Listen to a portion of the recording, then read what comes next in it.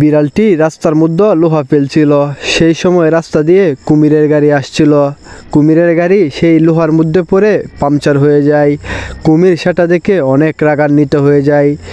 যখন বিড়াল দেখে কুমিরের গাড়ি পাংচার হয়েছে সেটা দেখে বিড়াল অনেক হাসি পায়। বিড়াল অনেক খুশিতে হাসতেছে, নাচতেছে। তখন কুমির বিড়ালের কাছে নিয়ে আসে গাড়ি ঠিক করার জন্য। বিড়াল সুন্দরভাবে তার গাড়িটি ঠিক করে দেয়, সার্ভিসিং করে দেয়। তখন কুমিরের কাছ থেকে অনেক টাকা নেয়। তখন কুমির গাড়ি নিয়ে আবার চলে যায় রাস্তায়। তখন বিড়ালটি আবার রাস্তার মাধ্যমে পেরেক ফেলে, যেভাবে তার গাড়িগুলো আবার পাংচার হয়। কিন্তু কুমির সেটা দেখতে পেরেছে বিড়ালটি রাস্তার মধ্যে পেরেক ফেলছিল। সেটা দেখে কুমির অনেক রাগান্বিত হয়ে যায় এবং এই বড় গাড়ি দিয়ে বিড়ালটিকে পিষে ফেলে এবং ধরে নিয়ে যায় তার আস্তানায়।